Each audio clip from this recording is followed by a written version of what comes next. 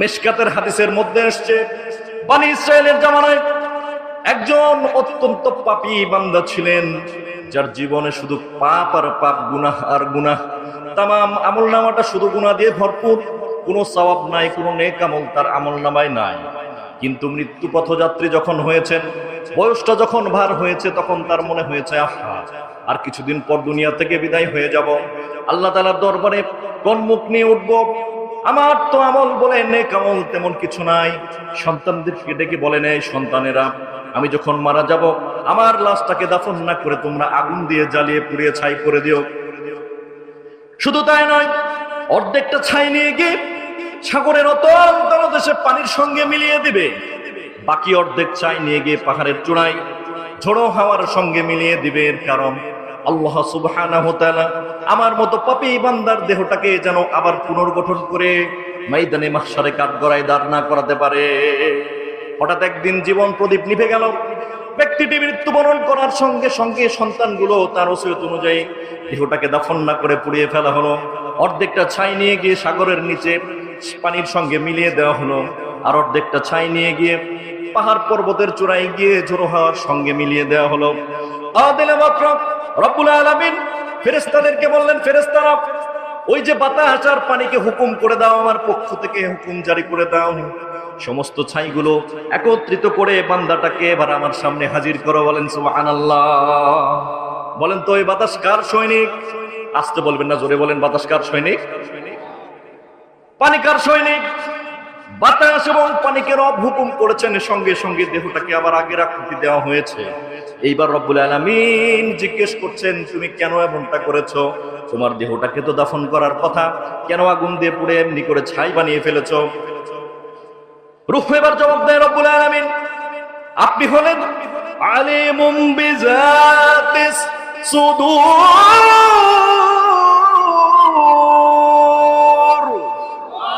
আপনি হলেন সদরপক্ষের গোপন থাকা কথাটাও জানা সেই মালিক, যার কাছে গোপন করবার কিছুই নাই। আপনি তো সব জানেন মাওলা পাক। তবুও যখন জিজ্ঞেস করেছেন রব্বুল আলামিন, আমার জীবন জিন্দেগিতে কোনো সওয়াব নাই, কোনো ভালো আমল নাই, নেক নাই, আমার ভয় হয়েছে, আমার লজ্জা হয়েছে, আমি রব্বুল আলামিনের কাছে কোন মুখ নিয়ে দাঁড়াবো? সেই জন্য আমার দেহটাকে পুরো ছাই করে দিতে ফেলেছি, ছাই করে দিতে বলেছি, যাতে কিয়ামতের দিন আপনার সামনে আমার এই পাপিষ্ঠ চেহারা নিয়ে না দাঁড়াতে প্রয়োজন হয়। সুবহানাল্লাহ। রব্বুল আলামিন বললেন, ফেরেশতারা, তোমরা সাক্ষী থেকে যাও, ইন্নাল্লাহা ইউহিব্বুত তাওয়াবিন ওয়া ইউহিব্বুল মুতাতাহহিরিন। নিশ্চয়ই আমি আল্লাহ যারা তাওবা করে, যারা নিজের আমলকে পরিশুদ্ধ করে পরিচ্ছন্ন করে, যতই গুনাহ থাক আমি রব্বুল আলামিন তাদেরকে পছন্দ মোহাব্বত করি। শুধু এটুকুই নয়, আমি এমন রব, তামাম জিন্দেগীর সমস্ত গুনাহ নিয়ে যে একবার বলল আস্তাগফিরুল্লাহ ওয়া আতুবু ইলাইহি, আমি রব্বুল আলামিন ইউবাদদিলুল্লাহু সাইয়্যাতিহিম হাসানা, জিন্দেগীর সমস্ত গুনাহগুলোকে সওয়াবে পরিণত করে আমি জান্নাত নসিব তার করে দিই। সুবহানাল্লাহ। শেষ বয়সে হলেও আমার এই বান্দাটা যখন তামাম জিন্দেগীর সমস্ত গুনাহগুলোকে স্মরণ করে শরম পেয়েছে, দেহটাকে আমার ভয়ে পুড়িয়ে দিতে বলেছে, ফেরেশতারা রে, তোমরা সাক্ষী থেকে যাও, এই বান্দাকে আমি রব্বুল আলামিন জান্নাতি বান্দাদের কাতারে শামিল করে নিলাম। কোরআন ও হাদিস থেকে কথা বলে ধন্য করবেন সম্মানিত উপস্থিতি, সম্মানিত ভাই বোনেরা। এখন আমাদের মাঝে তাফসীর পেশ করছেন আজকের প্রধান মুফাসসির, সুদূর রাজশাহী থেকে আগত বিশিষ্ট আলেমে দ্বীন, বলিষ্ঠ কণ্ঠস্বর, ওস্তাদুল আল্লাহ, আন্তর্জাতিক হাদিস সম্পন্ন মুফাসসিরে কোরআন হযরত মাওলানা মাহমুদ আদম, প্রিন্সিপাল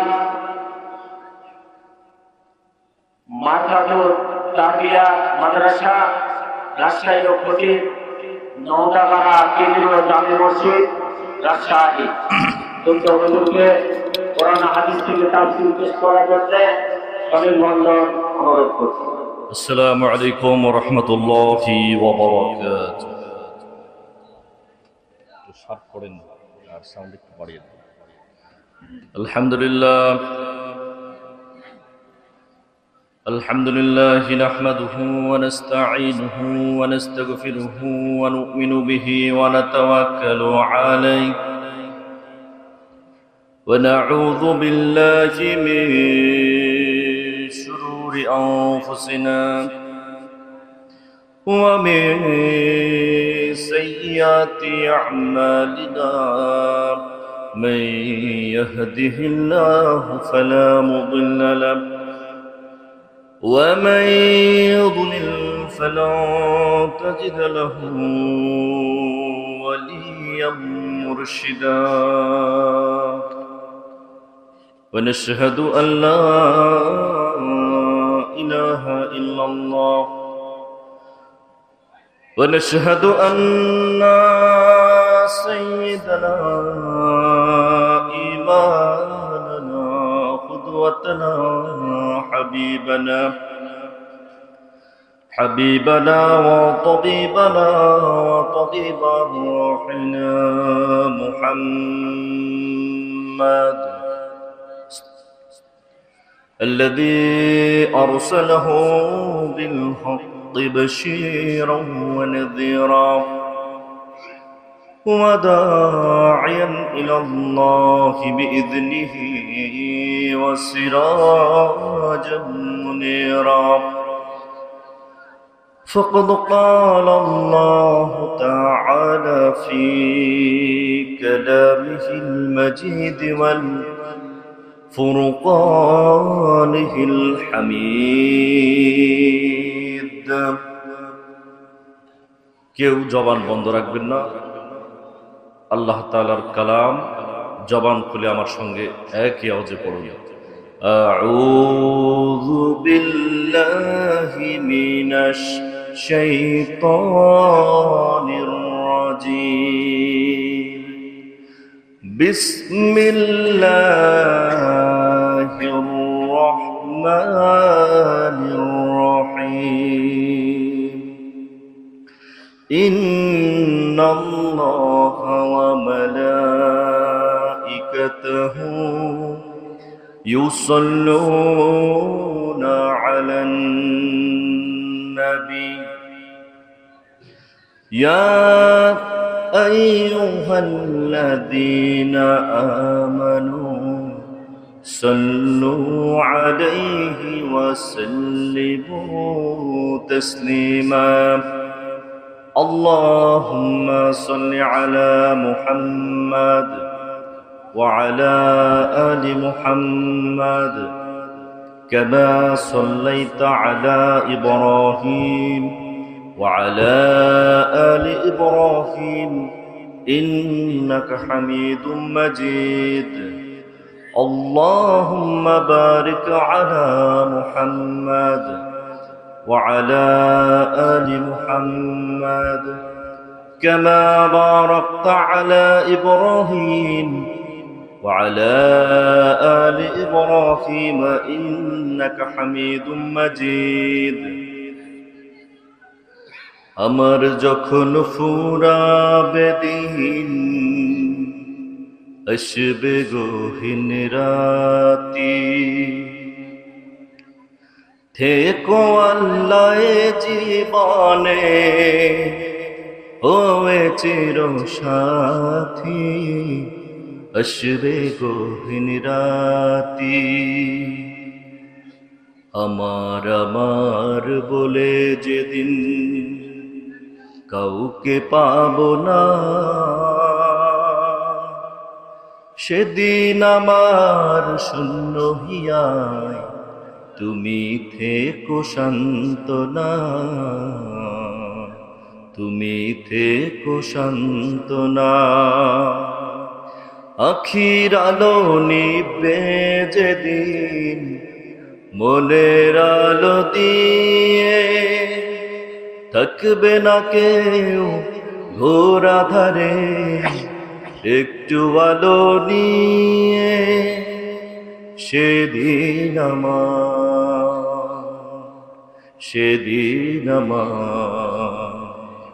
সেদিন আমার কবর ঘরে তুমি আলোর জ্যোতি আসবে গহীন রাতি, আমার যখন ফুরাবে দিন আসবে গহীন রাতি। আলহামদুলিল্লাহ, কৃষ্ণগোপালপুর আল মাদ্রাসাতুল মুরতাজা মুনিরাতুল উলুমিয়া ইসলামিয়া এর উদ্যোগে দ্বিতীয়তম বিশাল তাফসিরুল কোরআনুল কারীমের এই বরকতি রহমতি বাগান দাওয়াতে দ্বীনের নেসবতে উলামা হযরতের সোহবতে আজকের এই রওনা তাফসিরুল কোরআন মাহফিলের সদর সভাপতি জনাব মোহাম্মদ শামসুল আলম বাচ্চু, চেয়ারম্যান 7 নম্বর সভাপতি ইউপি, প্রধান অতিথি জনাব মোহাম্মদ ফজলে হুদা বাবুল, আপনাদের অত্র এলাকার জনপ্রতিনিধি মাননীয় সংসদ সদস্য 48 নওগাঁ 3 মহাদেবপুর বদলগাছি। আমার আগে কথা বলেছেন আলহাজ মাওলানা মোহাম্মদ আমিনুল ইসলাম এবং আলহাজ মাওলানা মোহাম্মদ রিয়াজুল হক কাসেমি। এছাড়াও স্থানীয় ওলামায়ে কেরাম কথা বলেছেন। যারাই কথা বলেছেন আল্লাহ সকলের কণ্ঠকে ইসলামের জন্য কবুল করুন। বিশেষ করে জাতির শ্রেষ্ঠ সন্তান ওলামা হযরত, ডানে বামে সামনে পেছনে বসা মুরব্বিনে আযম, সামনে বসা এক ঝাঁক তাওহীদ প্রেমী, কোরআন প্রেমী, দিনদার পরহেজগার মুসল্লিনে কেরাম, পর্দার আড়ালে থাকা পর্দানিশীন অবলা সরলা আমার মা এবং বোনেরা, মাইকের আওয়াজ যত দূরে যায় সকলের প্রতি সালাম। আসসালামু আলাইকুম ওয়া রাহমাতুল্লাহি ওয়া বারাকাতুহু। সালামের জবাব শুনে আমরা খুশি হতে পারি নাই। এর কারণ সালাম প্রদান করা হলো সুন্নাহ, আর এর জবাব দেওয়া বলেন তো কি ওয়াজিব। আমরা আবারও সালাম দিই, আপনারা উচ্চ কণ্ঠে উত্তর দিবেন। আসসালামু আলাইকুম ওয়া রাহমাতুল্লাহি ওয়া বারাকাতুহু। সম্মানিত হাজিরিন, আলোচনার শুরুতেই আপনাদেরকে একটু স্মরণ করিয়ে দিতে চাই, মহান রব্বুল আলামিন বিশ্বনবী সাল্লাল্লাহু আলাইহি ওয়াসাল্লামকে বলছেন, ওয়া রাব্বাকা ফাকাব্বির। হে নবী, আপনি আমি আল্লাহ তাআলার যখন নাম নেবেন বেড়ালের মতো ম্যাও ম্যাও করে নেবেন না, কলিজা মোটা করে সিনা টান টান করে আমি আল্লাহর নাম নেবেন। বলেন তো এই হুকুমটা কার? এরপর দেখেন, একবার যদি আপনি আল্লাহু আকবার বলতে পারেন, আপনার আমল নামায় 80 থেকে 100টা সওয়াব যিনি দিতে পারেন তিনি কে? আল্লাহর নাম জোরে নিব ইনশাআল্লাহ। বিশেষ করে তেলাওয়াতুল কোরআনের পরে আমরা আল্লাহু আকবার জোরে বলবো। আল্লাহ তাআলা আমাদের তৌফিক দান করুন, বলি আমিন। রাত গভীর হতে চলেছে। আসলে আমরা 10টার মধ্যেই উঠে যাওয়ার জন্য নিয়ত করেছিলাম। যাই হোক, রব্বুল আলামিন এই সময় কবুল করেছেন। আপনারা কষ্ট পাচ্ছেন নাকি? দেখুন, ইমাম গাজ্জালী রাহমাতুল্লাহ আলাইহি বলছেন, নিজের ইসলাহের জন্য, ইলম হাসিলের জন্য কোরআনের মাহফিলে সামান্যটুকু সময় যারা ব্যয় করলো, তাদের রক্তীয় বংশীয় আত্মীয় স্বজনের আগামী 40 দিন বুরাজাব মা। শুধু এখানেই শেষ নয়, প্রত্যেক কদমে কদমে তার আমল নামা থেকে একটা করে গুনাহ রব্বুল আলামিন ডিলিট করে দেন, মুছে দেন। বলেন সুবহানাল্লাহ। তাহলে বলেন তো, আমরা কি এই মাহফিলে এসে অনেক লস করে ফেললাম না লাভের মধ্যে আছি? একটু সকলে আমরা আল্লাহ তাআলার নাম উচ্চারণ করবো ইনশাআল্লাহ। প্রাণের ভাইয়েরা আমার, এমন একজন রব আমরা পেলাম। রব্বুল আলামিন বলেন, ইন্নাল্লাহা ইয়াগফিরুয যুনুবা জামিআন।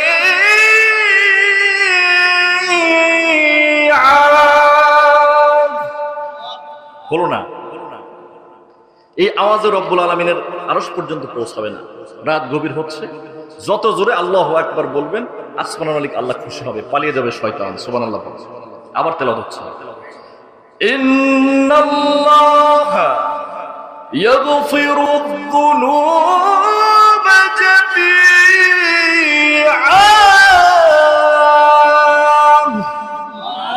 রব্বুল আলামিন বলেন, হে বান্দারা বান্দিরা, তোমরা যারা সারাটি জীবন গুনাহ করে শেষ করেছো, সালাত আদায় করো নাই, সিয়াম আদায় করো নাই, পর্দার খেলাফ হয়েছে, চোখের হেফাজত করতে পারো নাই, গুনাই গুনাই জীবনটা ধ্বংস করে ফেলেছো। তোমরা হতাশ হয়েও না, আমি রব্বুল আলামিন তোমাদের জীবনের সমস্ত গুনাহ মাফ করে দেব। গুনাহ মাফ করার প্রয়োজন আছে না নাই? বড় ভাই খুশি হননি না? এটা আমি মাহবুবুল আলমের কথা নয়, রব্বুল আলামিন বলছেন সূরাতুজ জুমার। বড় ভাই কোন সূরা? সূরাতুজ জুমারে রব্বুল আলামিন বলছেন তোমরা জীবনের আমলগুলোকে যারা বরবাদ করেছো, নিরাশ হয়ো না, আমি রব্বুল আলামিন তোমাদের জীবনের সব গুনাহগুলো মাফ করে দেব। সুবহানাল্লাহ। কেমন দয়ার রব পেলাম দেখেন। চৈত্র বৈশাখ মাস চলে, প্রখর রৌদ্র এবং গরম। আপনারা আমরা যারা মধ্যবিত্ত, নিম্ন মধ্যবিত্ত, খেটে খাওয়া মানুষ, আমাদের তো এসি নাই, আমাদের তো সকলের ফ্রিজ নাই, ঠিক কিনা ভাই? কিন্তু রব কেমন রব, মাঠ থেকে কষ্ট করে যখন আমরা বাসায় আসলাম, কলিজাটা তৃষ্ণায় ফেটে যায়। এমন সময় বাসার ছোট্ট ছেলেটাকে বললাম, বাবা আব্দুল্লাহ একটু পানি নিয়ে এসো। টিউবওয়েলটা একটু চেপে যখন পানি নিয়ে আসলো, বলেন তো এক চুমুক দেওয়ার সঙ্গে সঙ্গেই ঠান্ডা শীতল, কলিজাটা শীতল করা পানি যিনি দিয়ে দিলেন সে মহান রবকে। সুবহানাল্লাহ। বাইরে যতই গরম থাক, টিউবওয়েলটা সুন্দর করে চেপে এরপরে যখন সন্তান পানি নিয়ে আসছে, এই পানি খেয়ে আমাদের হৃদয়টা শীতল হয়ে যায়। পক্ষান্তরে যারা বড়লোক, যারা অনেক টাকা পয়সার মালিক দেখবেন, তাদের এই নেয়ামত কিন্তু তাদের কপাল কিসমতে নেই। ফ্রিজের বাসি পানি তাদের কপালে। কথা বলেন। সম্মানিত হাজিরিন, সেই মহান রবকে একটু ডাক দেন, জোরে বলেন আল্লাহ। প্রাণের ভাইরা আমার, মিশকাতের হাদিসের মধ্যে এসেছে, বনি ইসরাইলের জামানায় একজন অত্যন্ত পাপী বান্দা ছিলেন, যার জীবনে শুধু পাপ আর পাপ, গুনাহ আর গুনাহ।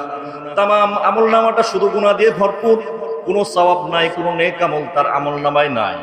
কিন্তু মৃত্যু পথযাত্রী যখন হয়েছেন, বয়সটা যখন ভার হয়েছে, তখন তার মনে হয়েছে আহা, আর কিছুদিন পর দুনিয়া থেকে বিদায় হয়ে যাব, আল্লাহ তাআলার দরবারে কোন মুখ নিয়ে উঠবো? আমার তো আমল বলে নেক আমল তেমন কিছু নাই। সন্তানদেরকে ডেকে বলেন, এই সন্তানেরা, আমি যখন মারা যাব, আমার লাশটাকে দাফন না করে তোমরা আগুন দিয়ে জ্বালিয়ে পুড়িয়ে ছাই করে দিও। শুধু তাই নয়, অর্ধেকটা ছাই নিয়ে গিয়ে সাগরের অতল তলদেশে পানির সঙ্গে মিলিয়ে দিবে, বাকি অর্ধেক ছাই নিয়ে গিয়ে পাহাড়ের চূড়ায় ঝোড়ো হাওয়ার সঙ্গে মিলিয়ে দিবে। এর কারণ আল্লাহ সুবহানাহু ওয়া তাআলা আমার মতো পাপী বান্দার দেহটাকে যেন আবার পুনর্গঠন করে ময়দানে মাহশারে কাঠগড়ায় দাঁড় না করাতে পারে। হঠাৎ একদিন জীবন প্রদীপ নিভে গেল। ব্যক্তিটি মৃত্যুবরণ করার সঙ্গে সঙ্গে সন্তানগুলো তার ওসিয়ত অনুযায়ী দেহটাকে দাফন না করে পুড়িয়ে ফেলা হলো। অর্ধেকটা ছাই নিয়ে গিয়ে সাগরের নিচে পানির সঙ্গে মিলিয়ে দেওয়া হলো, আর অর্ধেকটা ছাই নিয়ে গিয়ে পাহাড় পর্বতের চূড়ায় গিয়ে ঝোড়ো হাওয়ার সঙ্গে মিলিয়ে দেওয়া হলো। আদিলে মাত্র রব্বুল আলামিন ফেরেশতাদেরকে বললেন, ফেরেশতারা, ওই যে বাতাস আর পানিকে হুকুম করে দাও, আমার পক্ষ থেকে হুকুম জারি করে দাও, সমস্ত ছাইগুলো একত্রিত করে বান্দাটাকে এবার আমার সামনে হাজির করো। বলেন সুবহানাল্লাহ। বলেন তো এই বাতাস কার সৈনিক? আসতে বলবেন না, জোরে বলেন, বাতাস কার সৈনিক? পানি কার সৈনিক? বাতাস এবং পানিকে রব হুকুম করেছেন, সঙ্গে সঙ্গে দেহটাকে আবার আগের আকৃতি দেওয়া হয়েছে। এইবার রব্বুল আলামিন জিজ্ঞেস করছেন, তুমি কেন এমনটা করেছো? তোমার দেহটাকে তো দাফন করার কথা, কেন আগুন দিয়ে পুড়ে এমনি করে ছাই বানিয়ে ফেলেছো? রূহ এবার জবাব দেয় রব্বুল আলামিন, আপনি হলেন আলিমুম বিজাতিস সুদূর,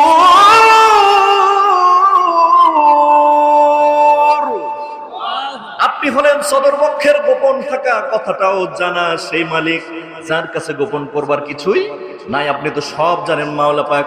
তবুও যখন জিজ্ঞেস করেছেন রব্বুল আলামিন, আমার জীবন জিন্দেগিতে কোনো সওয়াব নাই, কোনো ভালো আমল নাই, নেক নাই, আমার ভয় হয়েছে, আমার লজ্জা হয়েছে, আমি রব্বুল আলামিনের কাছে কোন মুখ নিয়ে দাঁড়াবো? সেই জন্য আমার দেহটাকে পুরো ছাই করে দিতে ফেলেছি, ছাই করে দিতে বলেছি, যাতে কি আমাদের দিন আপনার সামনে আমার এই পাপিষ্ঠ চেহারা নিয়ে না দাঁড়াতে প্রয়োজন হয়।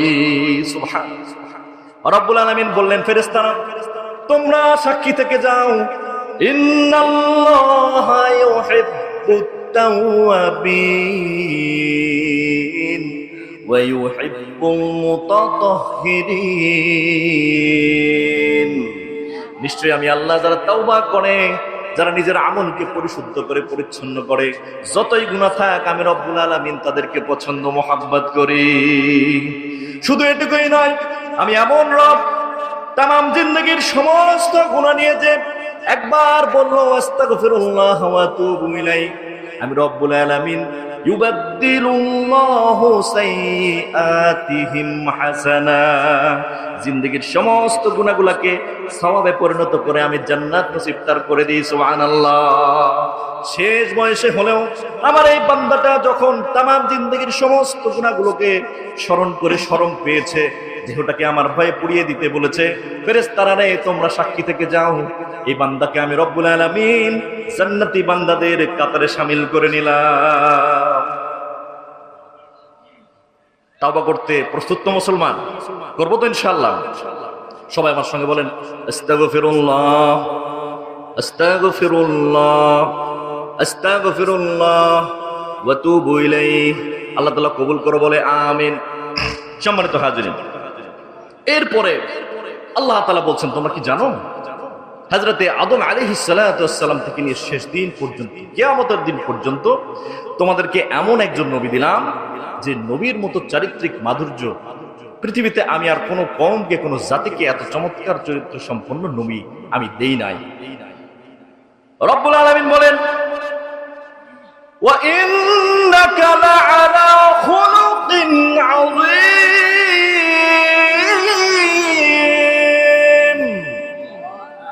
আল্লাহ বলছেন খুলুকিন আযীম, সর্বোত্তম চরিত্র দিয়ে আমি আমার নবীকে সৃষ্টি করেছি। হে নবী, আপনি হলেন সর্বোচ্চ সর্বোত্তম চরিত্রের উপরে অধিষ্ঠিত। বলেন সুবহানাল্লাহ।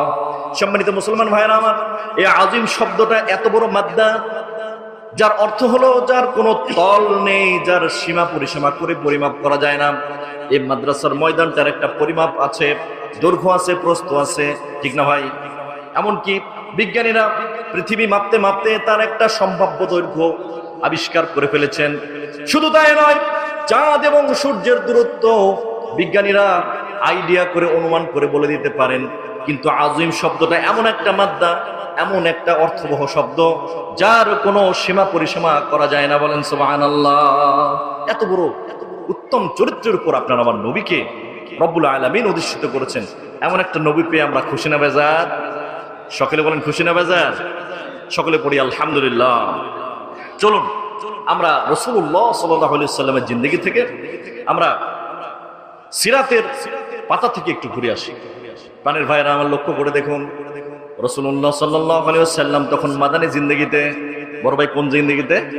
মাদানী জিন্দেগিতে।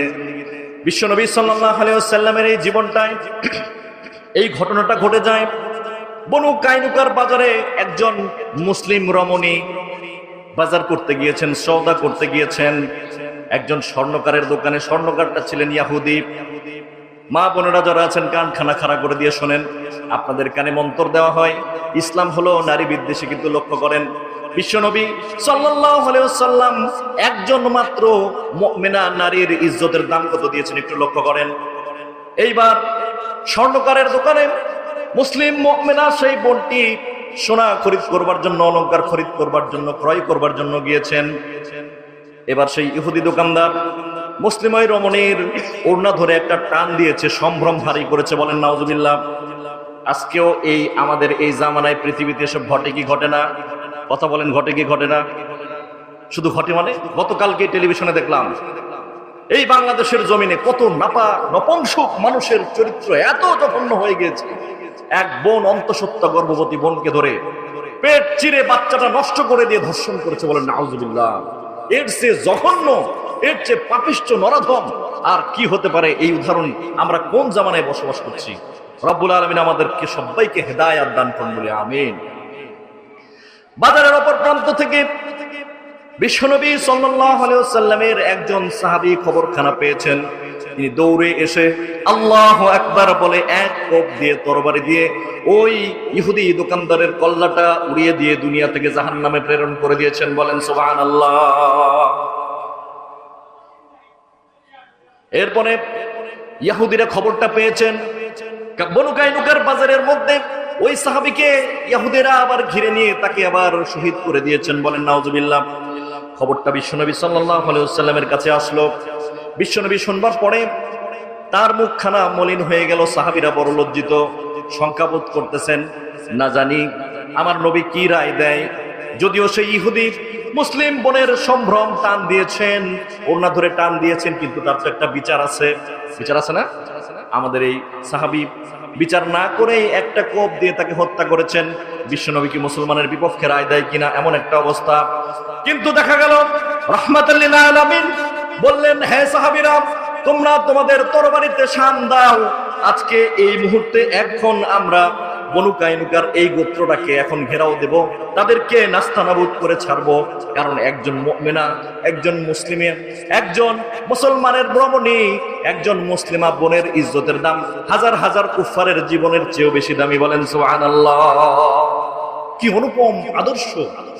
একজন রমণীর, একজন মুমিনা রমণীর চরিত্রকে কত উন্নততম করে রাসূল সাল্লাল্লাহু আলাইহি ওয়াসাল্লামের দাম দিয়েছেন, কত মূল্যায়ন করেছেন, করেন না সুবহানাল্লাহ। সম্মানিত হাজিরিন, এরপরে রব্বুল আলামিন বললেন, তোমাদেরকে এক রওনা কিতাব আমি দান করেছি। দেখেন, বিগত জামানায় যত নবী এসেছেন তাদের উপরে আসমানি কিতাব এসেছে, ঠিক কিনা ভাই?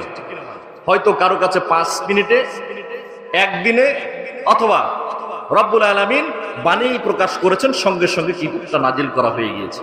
কিন্তু আপনার আমার নবীর উপরে আল্লাহ সুবহানাহু ওয়া তাআলা ক্রমে ক্রমে 23টি বছর ধরে কোরআন নাজিল করেছেন। চিৎকার দিয়ে বলেন সুবহানাল্লাহ।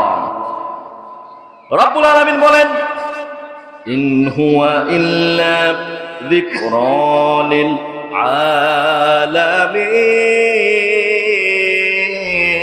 আলামিন। রব্বুল আলামিন বলছেন, এই কোরআন এমন এক কোরআন যা হলো সার্বজনীন পৃথিবীর সমস্ত মানুষের জন্য। আওয়ামী লীগ, বিএনপি, জামাত ইসলাম, জাতীয় পার্টি, জাসদ, বাসদ, রাম, বাম, নাস্তিক, মুরতাদ, জোচ্চোর, ইহুদি, সাতাল, মারাল, মুচি, ডোম, হিন্দু, বৌদ্ধ, খ্রিস্টান, মুসলমান, তামাম পৃথিবীর সমস্ত জাতিগোত্র, ধর্ম, বর্ণ নির্বিশেষে সকল মানুষের জন্য হেদায়েত এবং নির্দেশনাবলী সমৃদ্ধ এক কিতাব। যারা এই কোরআন মানবে তাদেরকে আমি রব্বুল আলামিন জান্নাতের অনন্ত নিয়ামত দান করে দেব। সুবহানাল্লাহ। চলুন একটু দেখে আসি এই জামানায় তার বাস্তব প্রমাণ। দেখুন, একটা উজ্জ্বল জীবন্ত ঘটনা আপনার লক্ষ্য করুন। আমেরিকার বিখ্যাত একজন মহিলা গায়িকা, ফিমেল সিঙ্গার, যার নাম হচ্ছে জেনিফার গ্রাউট। তিনি 2013 সনে গেলেন মরক্কো। সেখানে গিয়ে মুসলিমদের আজান শ্রবণ করলেন, বলেন না সুবহানাল্লাহ। আজান শুনে জেনিফার গ্রাউটের হৃদয়টা বিগলিত হলো। এই ফাঁকে তিনি যখন নিজের কাজকর্মের জন্য মরক্কো অবস্থান করছেন, তাকে একজন মুসলিম বোন দ্বীনের দাওয়াত দিলেন, ইসলামের দাওয়াত দিলেন। আস্তে আস্তে তিনি পড়াশোনা করতে থাকলেন। হঠাৎ করে 2014 সালে তিনি পড়ে নিলেন, লা ইলাহা ইল্লাল্লাহ মুহাম্মাদুর রাসূলুল্লাহ। একটুখানি জিকির করেন, লা ইলাহা ইল্লাল্লাহ। একটু মুহাম্মদ, লা ইলাহা ইল্লাল্লাহ। চন্দ্র, সূর্য, গ্রহ, তারা আমার আল্লাহ নামে পাগল পারা, আমার আল্লাহ নামে এত মায়া জপলে হৃদয় বরে না, লা ইলাহা ইল্লাল্লাহ। আলহামদুলিল্লাহ। প্রাণের ভাইরা আমার, এরপরে জেনিফার গ্রাউটকে জিজ্ঞেস করা হলো, এই Jennifer grout, why did you take the Islamiyat? Why did you converted into Muslim? Jennifer grout answer করলো, I didn't convert, I just revert to the Islam. আল্লাহু আকবার বলেন। আমি ধর্মান্তরিত হইনি, আমি মুসলমান হয়েই জন্মগ্রহণ করেছিলাম। কারণ বিশ্বনবী সাল্লাল্লাহু আলাইহি ওয়াসাল্লাম বলেছেন, পৃথিবীতে যত মানব সন্তান জন্মগ্রহণ করে প্রত্যেকেই ইসলামের ফিতরাতে মুসলিম হয়ে জন্মগ্রহণ করে। সুবহানাল্লাহ। তিনি বললেন, for the first number there should be one God, definitely not three God. At a time, how can it be three God? In a area, if there are three king, how it be continued? একটা এলাকায় যদি 3টা রাজা থাকে, কিভাবে সেই রাজ্যটা চলে? কথা বলেন। বর্তমান প্রধানমন্ত্রী তারেক রহমান সাহেব তার সাথে যদি আরো 3টা প্রধানমন্ত্রী যোগ দেয় কি অবস্থা হবে বড় ভাই কথা বলেন? ঘটনা সুন্দর হবে না আরো খারাপ হবে? এমনি তো যে অবস্থা, ঠিক কিনা? সম্মানিত হাজিরিন, প্রাণের ভাইরা আমার, এই জন্য তিনি বললেন আমি খ্রিস্টান ধর্মগ্রন্থ পড়েছি, আমার বাবা মা দুজনেই খ্রিস্টান, কিন্তু কিভাবে গড বা স্রষ্টা 3 জন হতে পারে? খ্রিস্টানরা মনে করে পিতা পুত্র পবিত্র আত্মা, সেখানে 3টা গড, নাউজুবিল্লাহ। এই জন্য মুসলিমরা শুধুমাত্র অনলি ওয়ান গড তাওহীদের উপর বিশ্বাস করে। এই জন্য আমি ইসলাম ধর্ম কবুল করেছি, বলেন সুবহানাল্লাহ। সম্মানিত হাজিরিন, 2 নম্বরের কারণ তিনি বললেন, জেনিফার গ্রাউট বলছেন, এরপরে আমার ধারণায় আমার পড়াশোনায় যা উঠে এসেছে তা হলো খ্রিস্টানদের বাইবেল সময়ের প্রয়োজনে, কালের প্রয়োজনে, সময়ে সময়ে মানুষ পরিবর্তন করে, পরিবর্ধন করে, পরিমার্জন করে, যোজন বিযোজন করেছেন। কিন্তু আমি বিভিন্ন দেশে, বিশ্বের বিভিন্ন দেশে আমার গানের প্রয়োজনীয়তায় গিয়েছি, কিন্তু আমি রিসার্চ করেছি মুসলিমদের কোরআন কোথাও একটার সাথে আরেকটার বৈপরীত্য নাই। সমস্ত পৃথিবীর সমস্ত কোরআনগুলো হলো ইউনিক, বলেন সুবহানাল্লাহ। মানে কোরআনের কোনো পরিবর্তন নাই, আপনি যে দেশেই যান সব জায়গায় একই কোরআন, বলেন আল্লাহু আকবার। এবং সবশেষ আমার মনে হয়েছে জান্নাতের যে কনসেপ্টটা ইসলামে রয়েছে, চিরন্তন স্থায়ী জান্নাত, ওই জান্নাতের আশায় আমি ইসলাম কবুল করেছি। চিৎকার দিয়ে বলেন না কেন সুবহানাল্লাহ। এই জন্য কবি চমৎকার করে বলছেন, এ বাণী সকলের নয় শুধু মুমিনের, যারাই চলবে মেনে ফল পাবে কোরআনের। এ বাণী সকলের নয় শুধু মুমিনের, যারাই চলবে মেনে ফল পাবে কোরআনের। ঘরে বলো কিবা রাষ্ট্রে বলো, অশান্তি দূর করে শান্তি আনে সমাধান। সমাধান চাও যদি জীবনে মরণে, ফিরে যাও খুঁজে নাও, চোখ রাখো কোরআনে। লিল্লাহে তাকবীর। সেই কোরআন থেকে আলোচনা হবে, শুনবেন তো ইনশাআল্লাহ।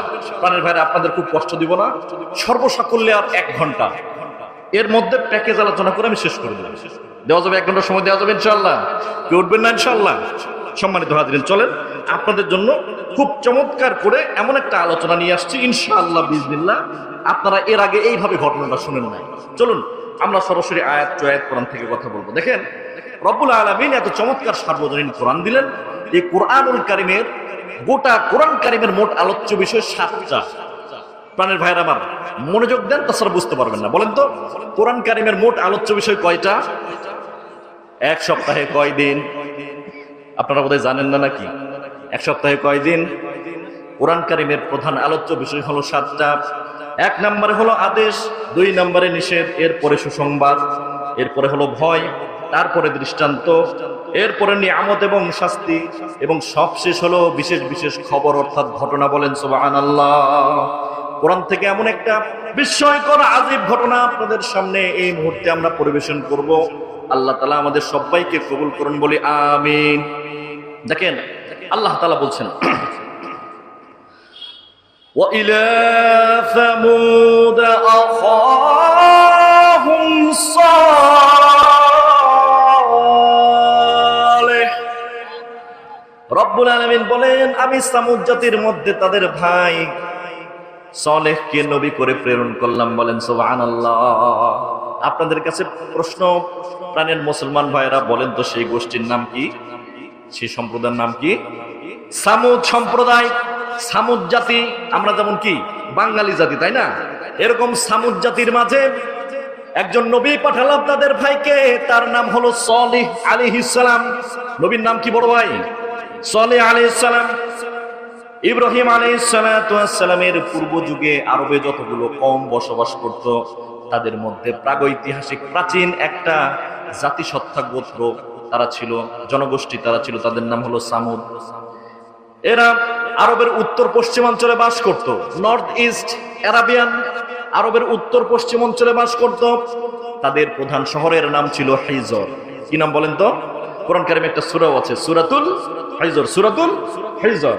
সেই হিজর নামক পাহাড়ি অঞ্চল, চতুর্দিকে পাহাড়ে ঘেরা, সবুজ শ্যামল, ফল ফসল, খেজুর বাগান, এরপরে ঝর্ণা এবং সুপেয় পানির সেখানে ঝর্ণা দানা ছিল।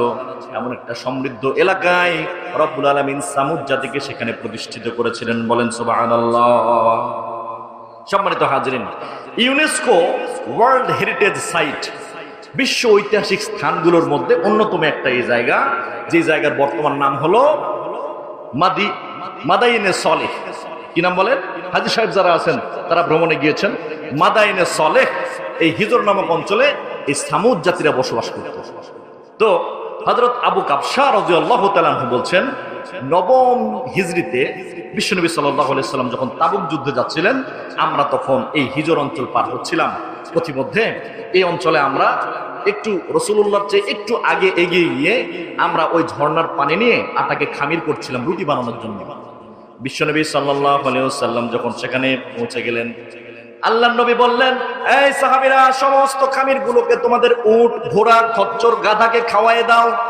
আমরা বললাম, বিশ্বনবী কেন খাবারগুলোকে নষ্ট করব? আল্লাহ রাসূল বললেন, তোমরা জানো না এই জায়গায় ইব্রাহিম আলাইহিস সালাতু ওয়াস সালামের পূর্বে, অনেক পূর্বে একটা জাতি বসবাস করত যাদের নাম হলো সামুদ।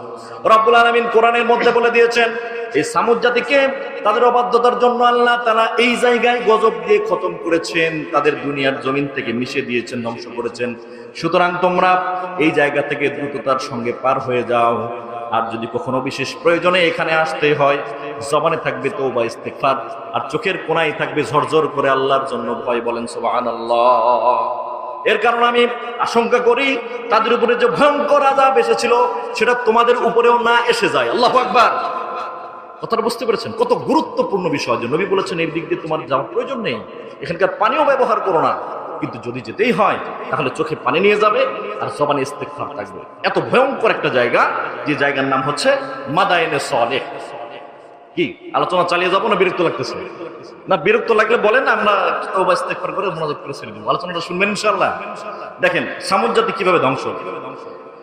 এরপরে রব্বুল আলামিন বলছেন, পৃথিবীর জমিনে এমন একটা জাতি তারা ছিল, তাদের শরীর, শারীরিক গঠন শক্তি এবং তাদের আর্কিটেকচারাল ইঞ্জিনিয়ারিং, আর্কিটেকচারাল টেকনোলজি, তাদের নির্মাণ স্থাপত্য শৈলী এত চমৎকার জ্ঞান ছিল যা পূর্ব জামানা থেকে আজ কেন কিয়ামত পর্যন্ত কোন জাতিকে আল্লাহ তাআলা আর দেবেন না। বলেন সুবহানাল্লাহ। রব্বুল আলামিন বলছেন, তাত্তাখিযুনা মিন সুহুলিহা।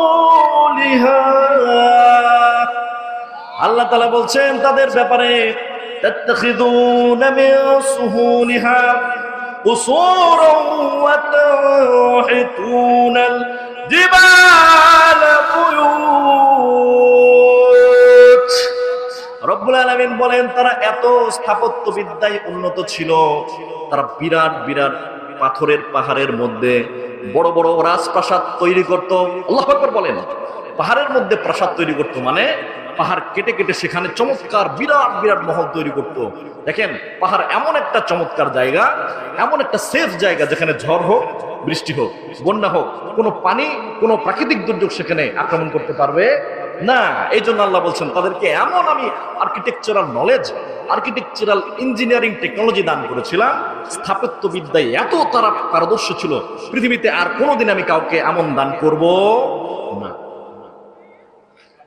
তাদের এত চমৎকার চমৎকার নির্মাণ শৈলী আজও হিজর নামক অঞ্চলে মাদাইনে সলেতে রয়েছে। আল্লাহু আকবার বলেন। এই জন্য রব্বুল আলামিন বলছেন, তাত্তাখিযুনা মিন সুহুলিহা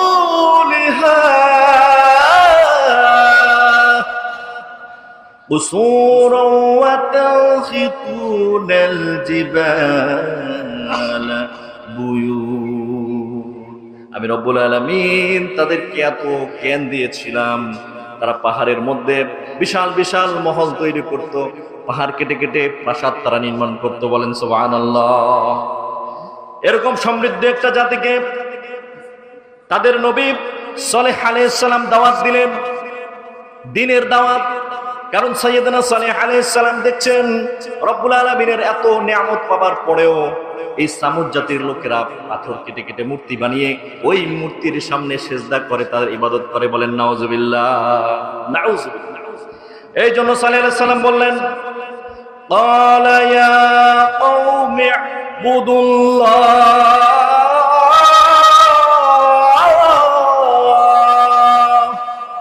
হে আমার কওম, তোমরা একমাত্র রব্বুল আলামিন আল্লাহ সুবহানাহু ওয়া তাআলার ইবাদত করো, তিনি ছাড়া আর কোনো ইবাদতের যোগ্য কোনো মাবুদ নেই। এই যে পাথর তোমরা কেটে কেটে নিজেরাই মূর্তি তৈরি করছো, আর সেই মূর্তির তোমরা পূজা করছো, অর্চনা করছো, ইবাদত করছো, এইটা করা যাবে না। এইটা তোমাদের জন্য ভুল, চরম ভুল। তোমরা একমাত্র আল্লাহর ইবাদত করো। বলেন সুবহানাল্লাহ।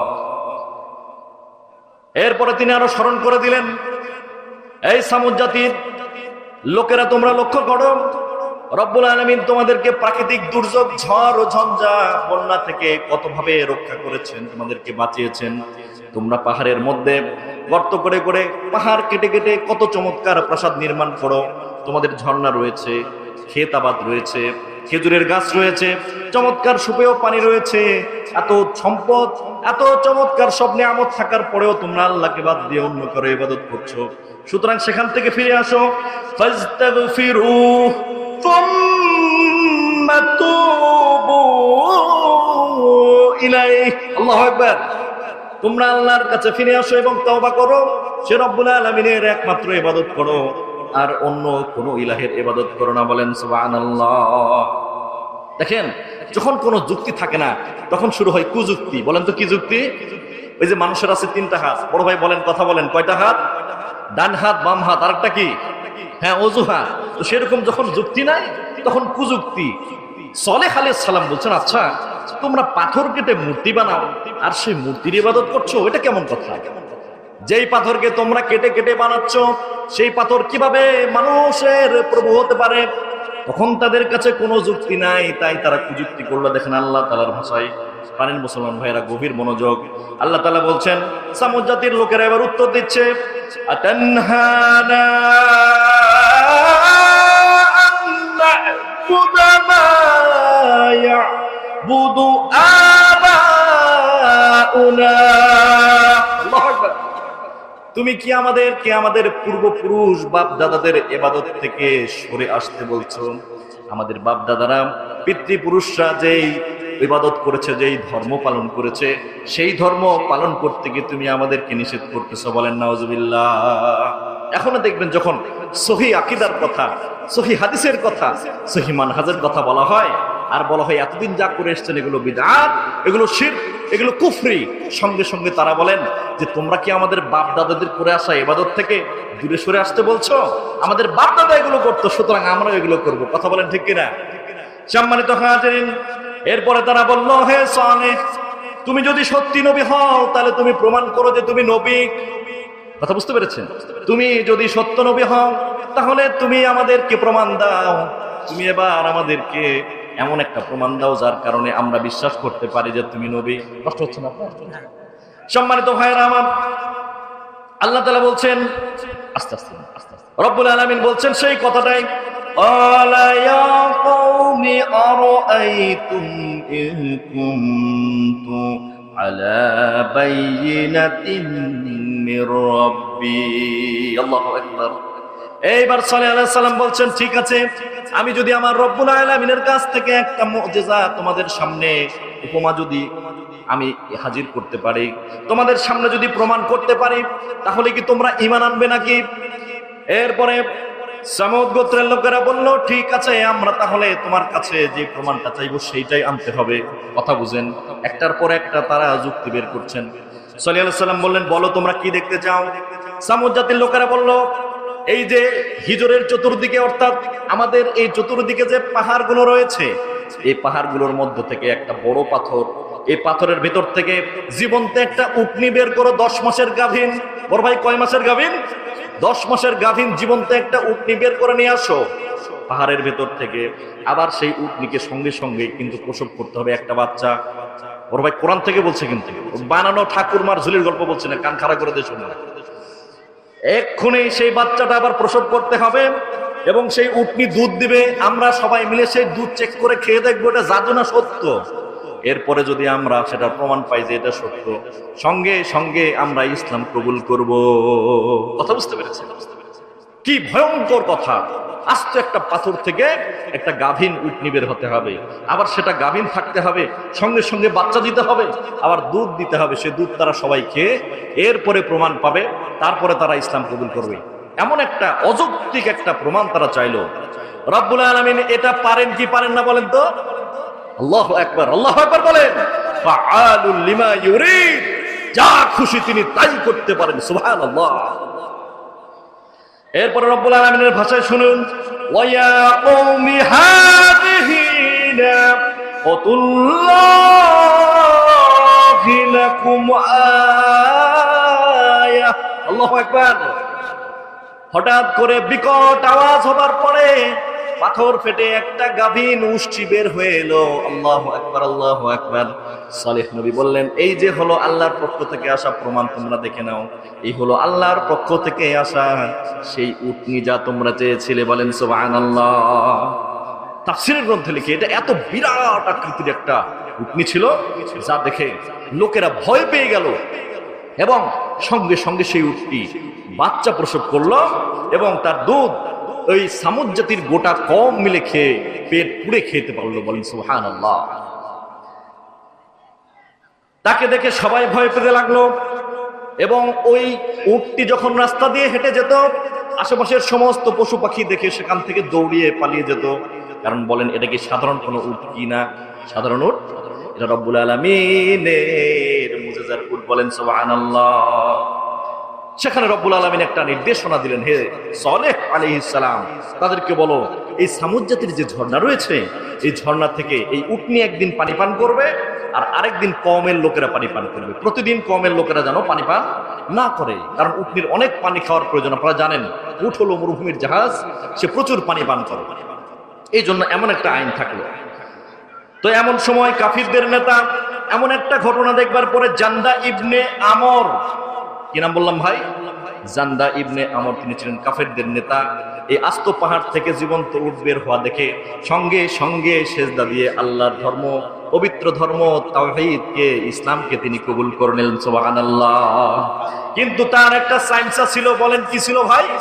সাইমসা, তার নাম হলো জওয়াব এবং তার ধর্নাঢ্য স্ত্রী উনাইজা। এই দুইজন বলল, না না, নিশ্চয়ই সালেহ আমাদের সামনে জাদু প্রদর্শন করেছে। বলেন নাউজুবিল্লাহ, নাউজুবিল্লাহ। এত জলজান্ত প্রমাণ দেখার পরেও সে বলতেছেন যে এটা আসলে কোনো প্রমাণ নয়, এটা ছিল একটা জাদু। তো দেখেন, কাফেরদের নেতা ইসলাম কবুল করলো, কিন্তু সাইমসা কবুল করলো না। বড় ভাই, কে কবুল করলো না? সাইমসা। এজন্য আমাদের এই রাজশাহী নওগাঁ অঞ্চলে একটা কথা খুব মশহুর আছে, আপনাদের সঙ্গে শেয়ার করি। বাঁশের চেয়ে কুঞ্চি বড়, বাঁশের চেয়ে কুঞ্চি বড়, ধানের চেয়ে বড় খই, নেতার চেয়ে সাইমসা বড়, জনগণ বিচার পাবে কই? কথা বলেন, কথা বলেন, কথা বলেন। সম্মানিত হাজিরিন, কাফেরদের নেতা সে বিশ্বাস করলো, হ্যাঁ এত বড় পাথর থেকে জীবন্ত উট বেরিয়েছে, নিশ্চয়ই চলে আল্লাহ নবী, চলো আমরা আল্লাহকে রব হিসেবে মানি। কিন্তু এই সাইমসা, এই কাফের নেতার সাইমসা এবং তার স্ত্রী, যার নাম হলো উনাইজা নামনি, এই উনাইজা নামনি এবং এই সাইমসা, এই দুজন বলতেছেন স্বামী স্ত্রী যে না না, এই আমাদের সামনে যে সলিহ নবী দাবি করছেন এটা মিথ্যা কথা, সে আসলে একটা জাদুকর। বলেন না নাউজুবিল্লাহ। চলেন সামনের দিকে আগাই। প্রাণের ভাইরা আমার, নবী সাল্লাল্লাহু আলাইহি ওয়াসাল্লাম সতর্ক করলেন, কারণ তিনি বুঝতে পারলেন এত বড় যদি প্রমাণ তাদের সামনে থাকে, আজ হোক কাল হোক, নিশ্চয়ই সবাই ইসলাম কবুল করবে, ঠিক কিনা ভাই? এই জন্য যারা কুচক্রান্তকারী তারা এই উটটির ক্ষতি সাধন করতে পারে, এই জন্য তিনি সতর্ক করলেন। রব্বুল আলামিন বলেন, ওয়ালা তামাসসুহা বিসু,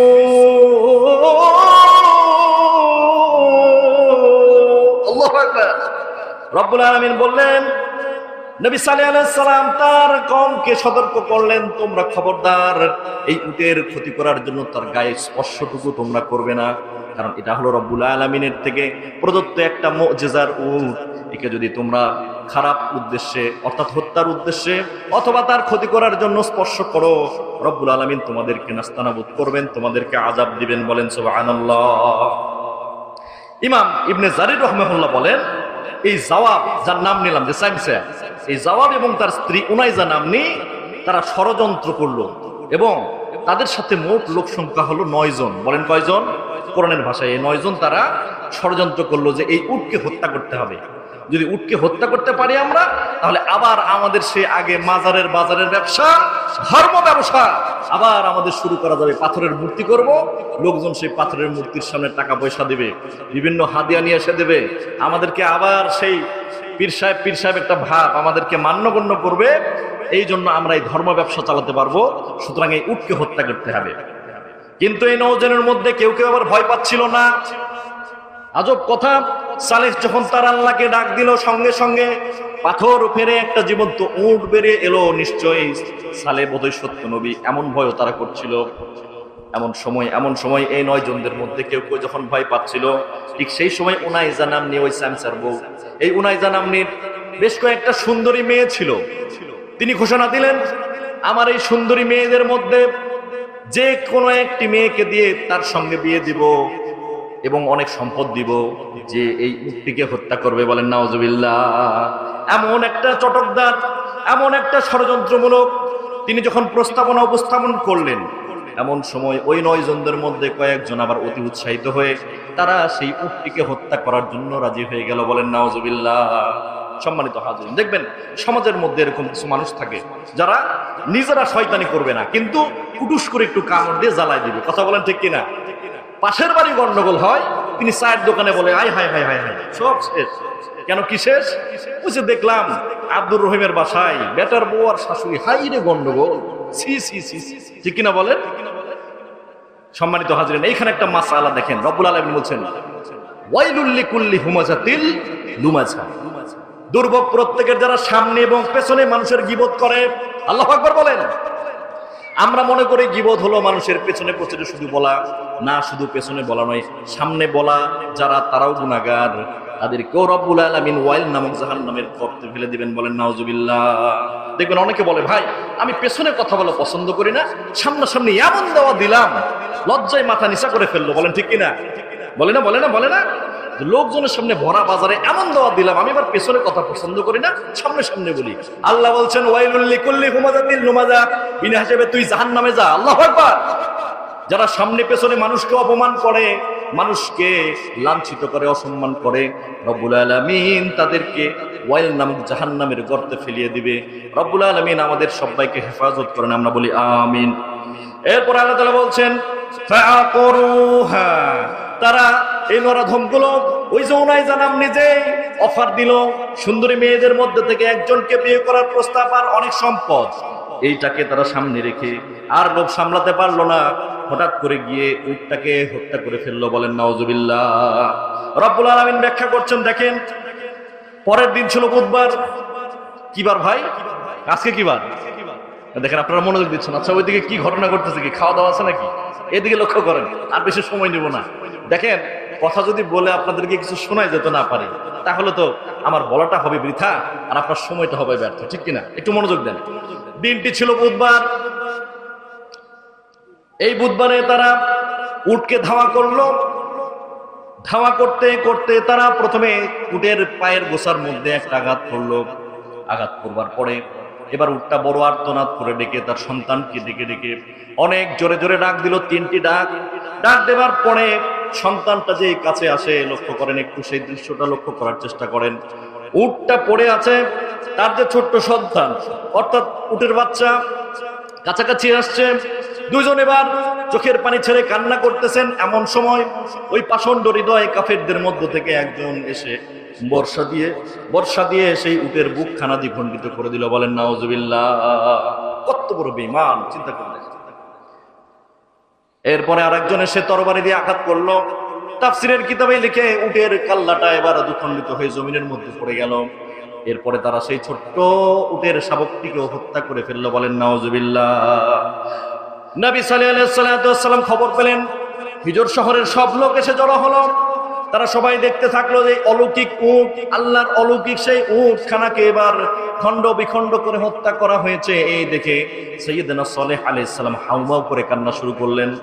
সম্মানিত ভাইরা আমার, এরপরে সালেহ আলাইহিস সালাম বললেন, ওরা আফসোস করে বললেন, আল্লাহ তাআলা বলছেন ওয়ালাকিন লা তুহিব্বুনান নাসিহিন।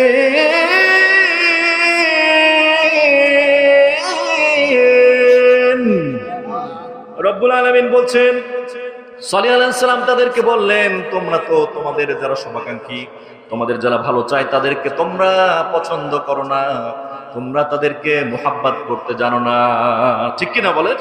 দেখেন, আপনি বাজারে গিয়ে সবাইকে বলবেন, ভাই সালাতের সময় হয়েছে, চলেন সালাতটা আদায় করে আসি। পেছনে টিপ্পনি কেটে কেউ কেউ বলবে, হ্যাঁ পীর সাহেব হয়ে গেছে। কি হয়ে গেছে? পীর সাহেব হয়ে গেছে। আর যদি যুবক ভাইরা কেউ ভুল করো, তাদের ফাঁক দিয়ে বলে, ভাই চলেন নামাজ পড়ি, বলবে তুই তো সেদিনই গাঁজা খেয়ে বেড়ালি, মদ খেয়ে বেড়ালি, সেদিনই বিড়ি খাইলি, আমার সামনে ল্যাংটা হয়ে ঘুরলি, আমাকে আজকে তুমি নামাজ পড়ার বয়ান দাও, এভাবে অপমান করে। ঠিক কিনা ভাই? দেখেন নবী সালেহ আলাইহিস সালামকেও সেইভাবে করা হচ্ছে। নবী সালেহ আলাইহিস সালামের এত সতর্কবাণী থাকার পরেও তারা উটকে দ্বিখণ্ডিত করে হত্যা করে ফেললো। তখন সালেহ আলাইহিস সালাম বলছেন, ওয়ালাকিন লা তুহিব্বুনান নাসিহিন। সেইখান থেকে এই কাল পর্যন্ত সব যুগেই যারা ভালো মানুষ, যারা মানুষকে ভালোর দিকে ডাকে, এই হিতাকাঙ্ক্ষী মানুষদেরকে অধিকাংশ মানুষ পছন্দ করে না। সম্মানিত ভাইয়েরা আমার, এরপরে কাফেররা উল্লাস করলো, বলতে থাকলো, এই সালেহ, তুমি না বলেছিলে এই উটের দিকে তাকালে আমাদের ক্ষতি হবে? কই, কোনো কিছুই তো হইল না। এইভাবে যখন সালেহ আলাইহিস সালামকে তারা উপহাস করলো, সালেহ আলাইহিস সালাম তখন আল্লাহর কাছে প্রার্থনা করলেন। রব্বুল আলামিন বলেন, ওয়াকালা তামাত্তাউ ফি দারিকুম সালাসাতা আইয়াম।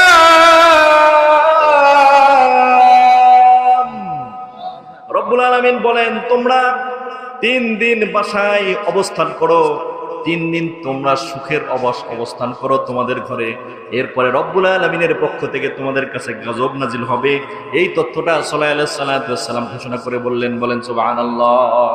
মানে তারা এত হইচই শুরু করলো, কই এই সালেহ বলেছিল যে আমাদের উপরে নাকি গজব আসবে এই উটকে হত্যা করলে, কোথায় কিছুই তো হইলো না, আমরা মেরে ফেললাম। তখন সুলাইমান আলাইহিস সালাম বলছেন, ফাকালা তামাত্তাউ ফি দারিকুম সালাসাতা আইয়াম। ঠিক আছে, তোমরা 3 দিন নিশ্চিন্তে তোমাদের বাসায় অবস্থান করো, এরপরে আল্লাহর গজব নেমে আসবে। বলেন নাউজুবিল্লাহ। সেই দিন ছিল বুধবার, মনে আছে আপনাদের? এই বুধবার রাতেই তারা বলল, আসলেই তো এমন হতে পারে, কারণ আমরা দেখেছি আস্ত পাথর ফেটে যেই মানুষটা তার রবের ক্ষমতায় একটা আস্ত উট বের করে নিয়ে আসতে পারে, তার কথা সত্যও হতে পারে। 3 দিন পর আমরা অবশ্যই আযাবে পাকড়াও হয়তো হব। চলো আর দেরি নয়, আজকে রাতে সালেহকে আমরা হত্যা করব। সবাই বলেন নাউজুবিল্লাহ। চিন্তা করেন কত বড় নাফরমান বান্দা। এইবার তারা বের হলো। সম্মানিত হাজিরিন, কোরআন কারীমের সোনালী পাতা থেকে শোনাচ্ছি, আল্লাহ তাআলা আসমান থেকে পাথরের বৃষ্টি নাজিল করলেন। বলেন নাউজুবিল্লাহ। আসমান থেকে বৃষ্টি নয়, পাথরের বৃষ্টি আল্লাহ নাজিল করলেন। ফলে কয়েকজন কাফের জায়গার মধ্যে দুনিয়া থেকে বিদায় হয়ে গেল। বলেন আল্লাহু আকবার। ভয় পেয়ে সবাই ফেরত চলে গেল। এরপরে প্রথম দিন চলে গেল। তাহলে বুধবারের পরের দিন কি বার? বৃহস্পতিবারের দিন গেল। তাদের চেহারা সব হলদে হয়ে গেল। বড় ভাই, বৃহস্পতিবারের চেহারা কেমন হলো? হলদে। এরপরে জুমআবার, শুক্রবারে তাদের চেহারা লালচে হয়ে গেল। এরপরে সবশেষ তৃতীয় দিন, 3 দিনের দিন শনিবার, তাদের চেহারাটা কালো হয়ে গেল। বলেন নাউজুবিল্লাহ। কোরআন থেকে শুনুন মুসলমান। এরপরে তারা 3 দিন যখন পার হয়ে গেল, তারা আবার আনন্দ মিছিল বের করলো। কই সালে বলেছিল উটকে হাত দিলে আমাদের উপর গজব আসলো, কিছুই আসলো না, উটকে মেরে ফেললাম। 3 দিন যাবার পরে নাকি আমাদের উপর গজব আসলো। কই গজব আসলো? কিছুই তো হইল না। এবার তারা আনন্দ মিছিল শুরু করলো। ঢোল ঢাক্কর নিয়ে পথে পথে তারা আনন্দ মিছিল শুরু করে দিল। এরপরে নবী আলাইহিস সালাম সালেহ নবীকে তারা গালি দিতে থাকলো, এই হলো জাদুকর, মিথ্যাবাদী, নাউজুবিল্লাহ। এরপরে তারা স্লোগান দিল, নিজ নিজ বাসার মধ্যে নর্তকী ডেকে মদ্যপানের আসর এবং বাইজিখানার মতো গান নাচ উৎসবের আয়োজন করলো। বলেন নাউজুবিল্লাহ। এমন বড় মারাত্মক তারা যখন সাইয়েদনা সালেহ আলাইহিস সালাম এর সঙ্গে এমন দুশ্মনী শুরু করলো এবং আল্লাহর সাথে নাফরমানি শুরু করলো, ঠিক সেই সময় আল্লাহ তাআলা বলছেন, ওয়া আখাযাল্লাযীনা যালামু যায়হা। আল্লাহু আকবার। রব্বুল আলামিন বলছেন, আবার শুনুন, ওয়া আখাযাল্লাযীনা যালামু যায়হা। আমি রব্বুল আলামিন তাদেরকে পাকড়াও করে ফেললাম, তাদের উপর আযাব দিয়ে দিলাম। বলেন নাউজুবিল্লাহ। আসমান থেকে এমন জোরে একটা বিকট শব্দ হলো, বজ্রধ্বনি। মেঘ যখন চমকায় তখন অনেক সময় মাঝে মধ্যে কাছাকাছি যদি বজ্রপাত পড়ে কি ভয়ঙ্কর আওয়াজ হয়ে যায়। আল্লাহ বলছেন, বিকট এমন এক বজ্রনীনাদ তাদের উপরে আমি আরোপিত করলাম। আর পায়ের নিচে জমিনটাকে এমন জোরে নাড়া দিলাম, ভূমিকম্প হলো, যার ফলে ওই সামুদ জাতির লোকেরা নিজেদের ঘরের মধ্যেই উপুর হয়ে পড়ে তারা চিরজীবনের মনে দুনিয়া থেকে বিদায় হয়ে গেল। বলেন নাউজুবিল্লাহ। সম্মানিত হাজিরিন, এইভাবে করে শুধু আল্লাহ তাআলার সাথে শিরক করার কারণে রব্বুল আলামিনের নবী সালেহ আলাইহিস সালাতু ওয়াস সালামের কাছ থেকে তারা দ্বীনের শিক্ষা নিতে পারল না। দেখেন, নবী সালেহ আলাইহিস সালাম চোখের সামনে এত বড় মর্যাদা দেখালেন, এরপরেও তারা ইসলামে দাখিল হলো না। তারা কি করলো? পথভ্রষ্ট হয়ে সেই আল্লাহর মর্যাদাকে হত্যা করলো, নবীকে অপমান করলো, আল্লাহর সাথে গোস্তাকি করলো, যার ফলে আল্লাহ তাআলা গজব দিয়ে দিয়েছেন, ধ্বংস করে দিয়েছেন। কাজেই আমাদেরকে মনে রাখতে হবে, ইন্নাশ শিরকা লা যুলমুন আযীম। আরেকটা গুরুত্বপূর্ণ শিক্ষা হলো, দেখেন যখন তারা বিজয় মিছিল বের করলো এবং ঢোল ঢাক্কর বাজলো, দেখেন আমাদের সমাজেও কিন্তু যখন আমাদের পছন্দের দল, আমাদের পছন্দের ক্রিকেট দল বা ফুটবল দল জিতে যায়, আমাদের যুবকেরা ঢোল ঢাক্কর নিয়ে রাস্তায় বের হয়। কথা বলেন, কথা বলেন। এই জন্য এই সংস্কৃতিটা এসছে কাফেরদের মধ্য থেকে। বলেন কাদের মধ্য থেকে? অবশ্যই আমরা বিজয় মিছিল করব না।